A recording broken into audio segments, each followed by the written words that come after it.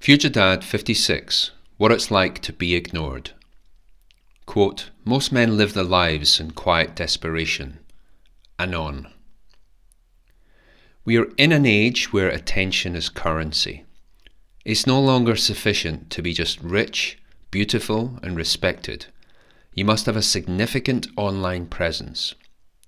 Fading movie stars and reality TV humanoids digitally hawk their political sputum any minute now. Even if you are deliberately and only sinfluential, you still win the attention game. Observing this, like me, with a measly double digits follower count, you could be forgiven for having digital FOMO. Where is my recognition? When is it my turn? Then you realize you're an online nobody. So you start to panic buy attention. You find yourself begging for the digital scraps off influencers' tables. You stop posting clever comments because it's fruitless. You're one of thousands jostling for the attention from the minor celebrities on stage. Other fans don't care what you know. They don't even recognize you, ergo you don't matter. Maybe you're an ambitious content jockey and you react badly to this. You desperately try to gain significance with attention farming, posting clickbait slop for eyeballs and followers.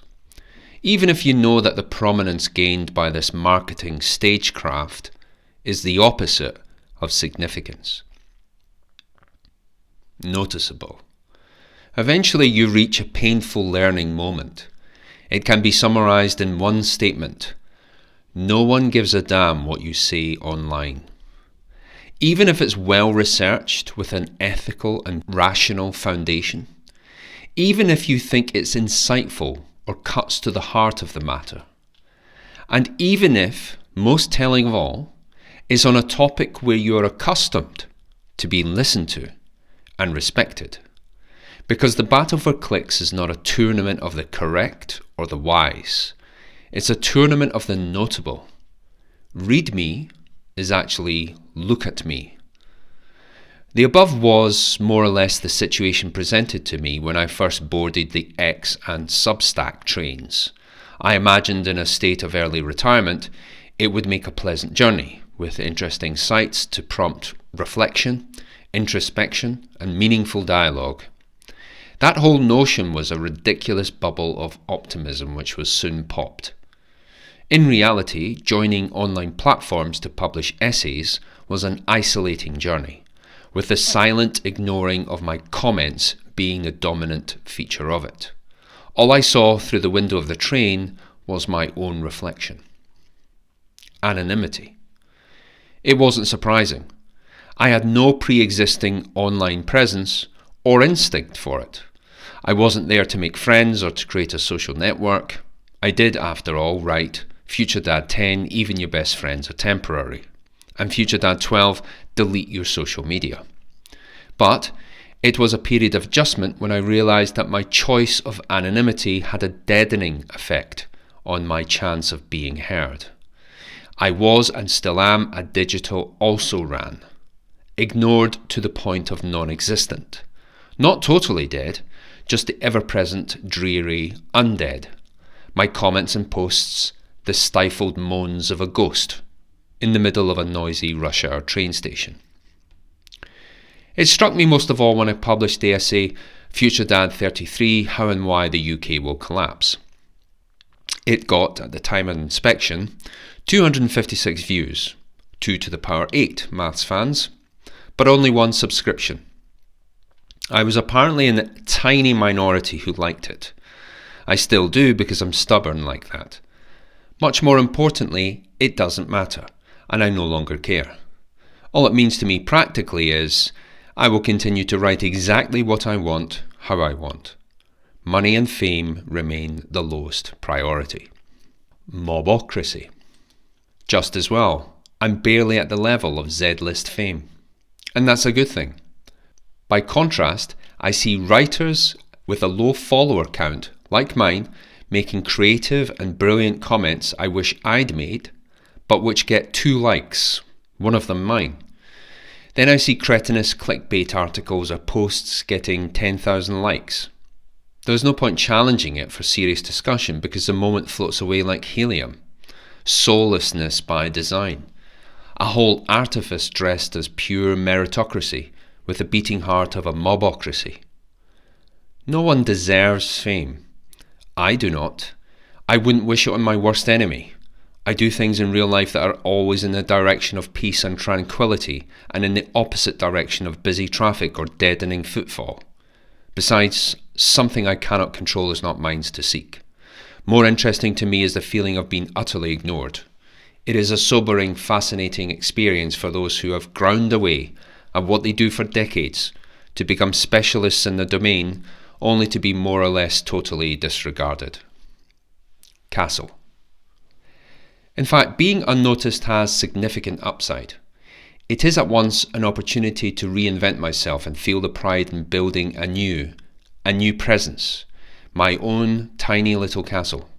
Perhaps a castle which will eventually host meaningful discussion. Maybe to host a debate attended by a handful of deep, patient thinkers. We shall see. A more important upside to being ignored is the management of ego. Mine still occasionally rears up despite my efforts of using stoicism to bring it to heel. Being ignored is a nice, refreshing splash of cold water, whether I want one or not. Lastly, it is also a humbling reminder to zoom out and reflect upon who is genuinely and callously ignored in modern society. The category that I will talk about now: young men. Incels. Young men are vilified by society. Dutiful, conscientious teenage and older boys are routinely ignored and bullied because they are awkward or struggling to assert themselves. Lately, it's often because they are white, society's punching bag, or Oriental. It's always at a societal level because they are male. We see it with the mild social panic around incels, involuntary celibate. Their state apparatus likes to pretend incels are one of the main sources of problems facing the West. Not a problem itself, note. For more on that, see FutureDad 40. The West can only focus on secondary issues. Yet, logic be damned, blame incels they will. Even when their lack of fault is right there in the name, involuntary celibate. They are definitionally blameless. Their situation, being physically ignored by women, is something that they fervently wish they could change, but can't. Women will even defy statistical reality and shut them out the dating pool in their estimation and portrayal of ugly men. See the OkCupid findings. Farcically, because of this exclusion by women and society, they are deemed culpable and dangerous. Prior to this, consent was important to the Longhouse, but not now that it's men. Schrodinger's consent, don't you see? And because everyone not left is a terrorist, except actual terrorists, it leads directly to being labelled a terrorist threat. Compared to that, being ignored seems idyllic. Indeed, young men will prefer to be ignored if they are promoted to blamehound for the smell caused by the flatulent elephant in the room, feminism. It is feminism that has transformed our society into its current state of total rot, yet it is framed as an innocent push for equality amidst this societal stink. Feminism is the root cause, yet the chubby fingers belonging to feminists are pointed at young and cowed men alike. Grit. Now, this is not to say young men should simply be given more attention. Just stop the demonization, that's all. Free attention itself is not necessarily helpful. Part of the reason I became financially free was due to the painful lessons of youth. I had none of the circumstances of a wealthy upbringing. My background was distinctly working class. My father spent just as much time unemployed as employed. It gave me the will to change my situation. I want young men to have that grit. Grit makes diamonds. I would not seek to somehow protect an enterprising young man from a tough life when that same tough life might incubate his success? Patience. What to do as an ignored man? It is patience that propels you past the stage of being ignored. Patience is a superpower. To be recognized for what you have done, if virtuous and productive work, takes time, sometimes decades. As with many things, it is simple to say, but incredibly hard to practice. That's why so few people do anything of note in their lives. Likewise with romance, the exclusion itself can be used to self-build a better man. The opposite side to that coin is that everyone is in a mad rush to the door marked instant fame and fortune. Emotionally incontinent show-offs post something mildly dramatic about what someone said at the checkout and get 1 million views. Miscreant thugs broadcast a video of them burgling a house and get household recognition. It's easy to be mystified by this and wonder, when will my good work pay off? Then you go in circles, a bit like this essay. You wonder, when is it my turn? Fame. Don't bother. Turn away.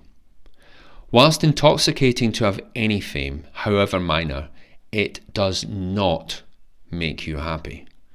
It is simply the desire to be heard and respected projected onto something palpable, something undeniable to point to, like a notice board of exam results. The sense of injustice that it is not you up there at the top when you feel somehow that it should be. It is a feeling instead of thinking that led to this obsession for fame, itself a byword for approval. Being noticed is not a worthy motivation. You should be disinterested that you are unknown, unbothered when you are overlooked. Look at the figures who are hyper well known. You do not want to be Mr. Beast in your darkest nightmare. Untold wealth with dead eyes, a perma-rictus grin, and constant altruistic self-repair. You can, despite the initial surface-level appeal, be more fulfilled and much more content. It's only high time preference that stops you acting in accordance with your virtues and doing the right thing every time and caring first and only about what you can control. FutureDad.